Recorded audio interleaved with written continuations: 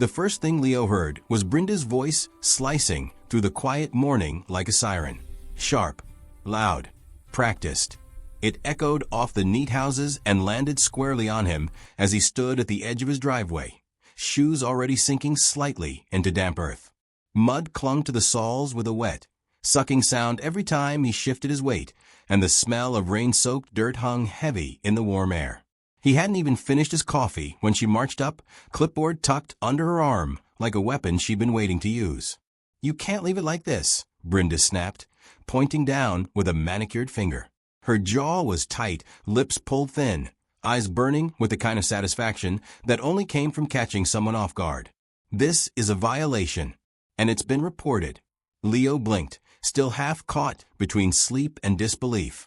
He followed her finger to the muddy stretch that passed for a driveway, the same one that had been perfectly fine before 3 days of relentless rain. He opened his mouth to explain, but Brenda barreled on, heels digging into the soft ground as if daring it to stain her shoes. "I've warned you people before," she said, voice rising deliberately, loud enough to carry. "This neighborhood has standards." Behind their curtains, blinds twitched. Leo felt eyes on him. Neighbors who usually waved now watched in silence, drawn by the familiar spectacle of Brenda in action. Her perfume, something sharp and floral, mixed unpleasantly with the scent of wet soil. She leaned forward, invading his space, and tapped her clipboard for emphasis. "I'm issuing a fine," she announced. "Effective immediately." The word fine landed like a punch. Leo's stomach tightened. He rubbed a hand over his face, trying to keep his voice steady. "It's temporary," he said. "The storm just—" "I don't care," Brenda cut in. "You've had months to deal with this. The HOA doesn't operate on excuses." Leo looked at her, really looked, and felt a slow burn start behind his ribs. He'd moved here 6 months ago, 33 years old, exhausted from years of renting, proud of finally owning something. The house wasn't flashy, but it was his. He worked long days, came home late, kept his head down. He hadn't signed up for public shaming before breakfast. "How much?" he asked quietly. Brenda smiled. It was small and cold. "You'll get the notice. And if it isn't resolved by the end of the week, the penalties increase." She turned on her heel and walked away, already done with him. Leo stood there as the sound of her heels faded, mud soaking into his socks, heart pounding harder than he wanted to admit. Somewhere down the street, a door closed.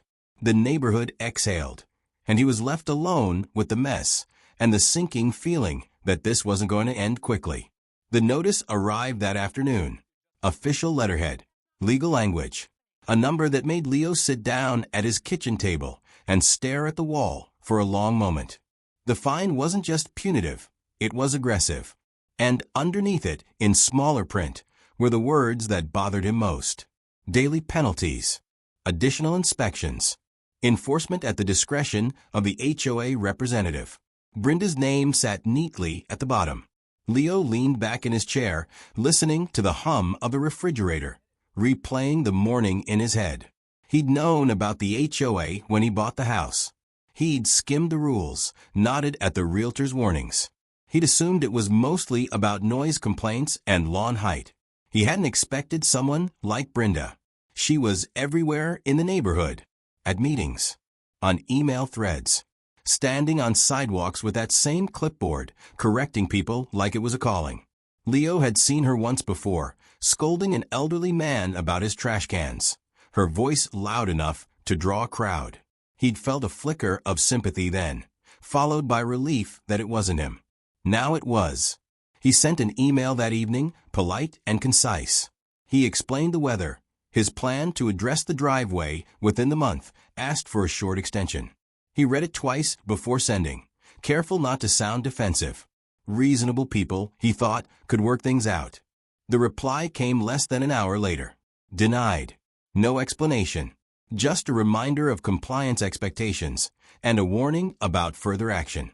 Leo laughed once, a short, humorless sound, then stopped.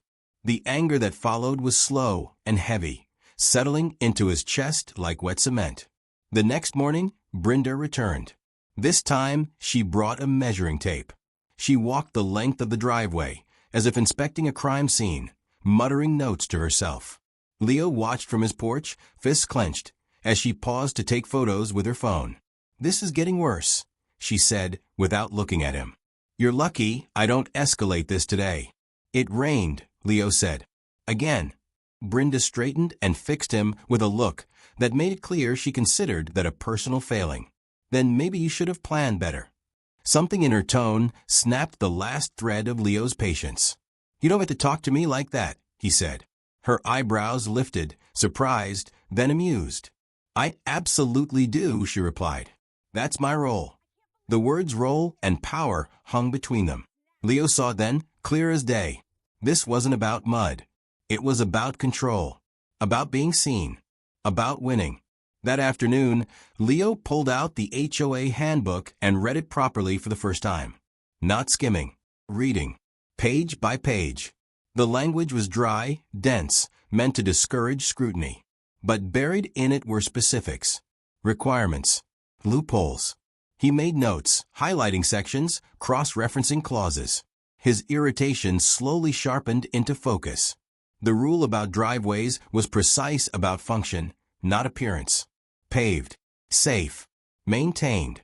There was nothing about color, nothing about materials beyond basic compliance. Leo sat back, the corner of his mouth lifting despite himself. Outside, the sky cleared. Sunlight hit the mud, turning it glossy. Leo imagined Brenda's face when it was gone, replaced with something she couldn't easily condemn. The thought didn't calm him. It energized him. That evening, he stood at his front window and watched Brenda walk past again, clipboard hugged to her chest, scanning for imperfections. She paused, glanced at his driveway, and smirked. Leo held her gaze through the glass until she looked away. He wasn't afraid anymore. He wasn't even angry in the same way. Something else had taken root, quieter but far more dangerous. A plan was forming, not reckless, not loud, but exact, legal, unavoidable. As night settled over the neighborhood, Leo closed the handbook and set it on the table. The fine notice sat beside it, crumpled now, its authority diminished by understanding. He took a deep breath, already imagining the transformation, already anticipating the confrontation to come. Brenda thought she'd backed him into a corner. She had no idea he was about to change the ground beneath both of them. Leo didn't act right away. That restraint surprised even him. For the first time since Brenda had shoved the fine into his life, he felt something close to control, and he wasn't about to waste it on a hasty move. Instead, he watched. He listened. He let the situation breathe while he learned its rhythm. The HOA emails kept coming, short and sharp, each one signed with Brenda's name like a personal stamp of authority. They always arrived early in the morning, as if she enjoyed knowing they'd be the first thing he saw when he checked his phone. 3 days after the fine, Brenda showed up again, this time with another woman Leo didn't recognize. The second woman stayed quiet, standing a few steps back, eyes darting between Leo and Brenda like she wasn't sure where she belonged. Brenda did all the talking, gesturing at the driveway, exaggerating the mud as if it were spreading on its own. "This is non-compliance," she declared. "We're documenting everything." Leo folded his arms and leaned against the porch railing. "I'm fixing it." "You've said that," Brenda replied, unimpressed. "Words don't fix violations." He felt the urge to argue rise in his throat, sharp and insistent, but he swallowed it. Arguing was what she wanted. He could see it in the way her mouth curved slightly, in the way she leaned forward just a bit, ready for a reaction. Instead, he nodded once. "Okay," he said. The lack of resistance threw her off for half a second. She recovered quickly, scribbling something on her clipboard, then turning on her heel and walking away without another word. The second woman offered Leo an apologetic glance before following. That night, Leo spread his notes across the kitchen table. HOA rules, city codes, contractor estimates. He compared language carefully, highlighting phrases that mattered. Paved surface, permanent installation, proper drainage. It was all there, and it all worked in his favor. He made calls, asked questions, listened more than he spoke. When he finally went to bed, his mind buzzed with calculations instead of anger. The next escalation came from Brenda exactly when he expected it. A notice taped to his door, bright paper impossible to miss. Additional violation. Increased fine. Leo peeled it off slowly, reading it twice before folding it neatly and adding it to his growing stack. She was tightening the screws, trying to force him into a rushed decision. He refused to give her the satisfaction. A contractor arrived 2 days later, early in the morning. A quiet man with rough hands and an easy smile, he walked the driveway with Leo, listened to what he wanted, and raised his eyebrows only once. "That's allowed?" he asked. Leo smiled back. "I checked." They talked materials, timelines, permits. Everything was done by the book. Leo insisted on it. No shortcuts. No gray areas. If Brenda came after him again, he wanted nothing she could grab onto. When the contractor left, Leo felt lighter than he had in weeks. Word started to spread. Neighbors slowed as they passed, curiosity written plainly on their faces. One woman stopped and asked, carefully, what he was planning. Leo shrugged. "Fixing the driveway," he said. She smiled like she knew there was more to it. Brenda noticed the attention immediately. She appeared that afternoon, clipboard clutched tight, eyes narrowed as she surveyed the scene.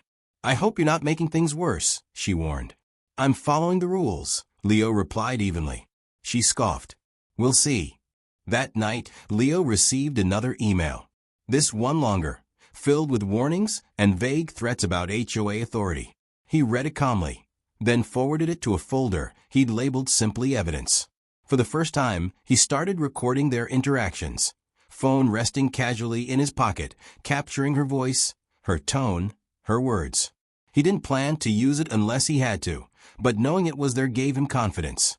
The installation began at the end of the week. Trucks arrived early, unloading pallets of materials that caught the light even before they were laid down. Leo watched from the porch, hands in his pockets, as the old mud was cleared away. Each shovel of dirt felt like progress, like reclaiming something that had been taken from him. Brenda arrived mid-morning, drawn by the noise. She froze when she saw the materials, her expression shifting from irritation to something sharper. "What is that?" she demanded. "Paving materials," Leo said. "Exactly what the HOA requires." She stepped closer, heels clicking angrily on the concrete walkway. "Those aren't standard." "They meet the specifications," Leo replied. "I checked." Her mouth tightened. "You're playing games." "I'm complying." For a moment, neither of them spoke. The workers pretended not to listen, but Leo could tell they were paying attention. Brenda glanced around, aware of the audience, then straightened her blazer and backed off. "This isn't over," she said quietly. "I know," Leo replied. As the day wore on, the driveway began to take shape. It was unmistakable now, impossible to ignore.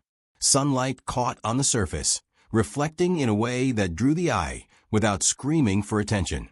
Neighbors gathered in small clusters, whispering, pointing. Someone laughed. Someone else pulled out a phone. Leo stood back, watching it all unfold, his pulse steady. He knew Brenda would be back. He knew she wouldn't let this go quietly. But for the first time since she'd stepped onto his property, he felt ready. Whatever she tried next, he had the rules, the evidence, and the ground itself on his side. As evening fell and the workers packed up, Leo walked the length of his new driveway alone. It was solid under his feet, smooth, permanent. He imagined Brenda standing there tomorrow, clipboard shaking, voice rising, and he couldn't help the small smile that crossed his face. The trap was set. Brenda arrived just after 9 the next morning, her presence announced by the sharp click of her heels before Leo even saw her. He was already outside, coffee in hand, leaning casually against the porch railing as sunlight poured across the driveway. The new surface caught the light exactly as he'd imagined, subtle but unmistakable, a soft shimmer woven into solid stone. It wasn't loud. It didn't scream. It simply refused to be ignored. Brenda stopped at the edge of it like she'd hit an invisible wall. Her face tightened, color rising fast. "What is this?" she said, each word clipped. "My driveway," Leo replied. His voice was calm, almost relaxed, and that seemed to irritate her more than the surface beneath her feet ever could. "This is unacceptable," she snapped, stepping forward and pointing down.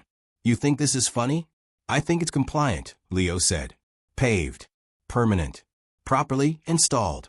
Brenda's mouth opened, then closed. She scanned the driveway, her eyes moving fast, searching for something she could latch onto. A flaw. A violation. Anything. Leo watched her closely, noting the tension in her shoulders, the way her grip tightened on the clipboard. You're deliberately provoking the HOA, she said finally. I'm following the rules, Leo replied. Exactly as written. Her voice rose. There are standards in this neighborhood, and I've met them. The volume of her outburst drew attention almost immediately. Doors opened. People stepped onto porches. Phones appeared. Brenda noticed, straightened her blazer, and forced a tight smile that didn't reach her eyes. This isn't over, she said again, louder now, for the benefit of the audience.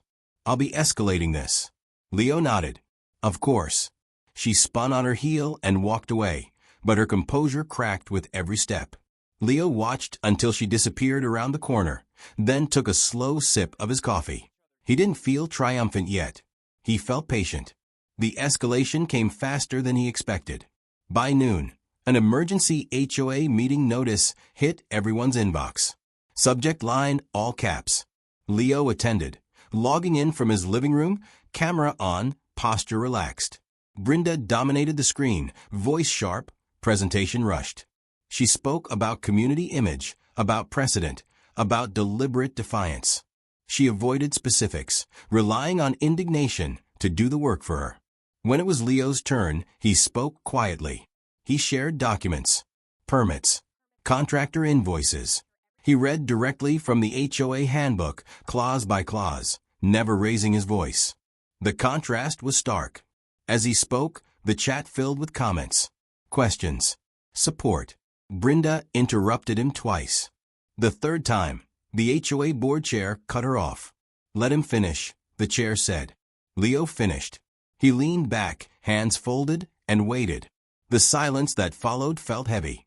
Brenda's face was rigid, her jaw clenched so tightly Leo wondered if it hurt. We'll review this, the chair said at last. But at first glance, it appears compliant. Brenda's eyes flashed. This is ridiculous, she snapped. He's mocking us. No, the chair replied evenly. He's following the rules. The meeting ended abruptly. Leo closed his laptop and exhaled, a long breath he hadn't realized he'd been holding. Outside, he heard voices. Laughter. He stepped onto the porch and saw neighbors gathered near the driveway, examining it up close. Someone asked him how long it took. Someone else said it looked good. Leo answered politely, feeling a shift he couldn't quite name. The neighborhood felt different, lighter. The video of Brenda's outburst hit social media that evening. Leo hadn't posted it. Someone else had. It spread quickly, shared with captions that ranged from amused to furious. Comments piled up. Stories surfaced. Other finds. Other confrontations. A pattern emerged, clear and damning. By morning, the HOA board had scheduled another meeting. This one was in person. Brenda arrived late. She looked smaller somehow, her usual confidence replaced by tight, brittle energy. She avoided Leo's gaze as she took her seat.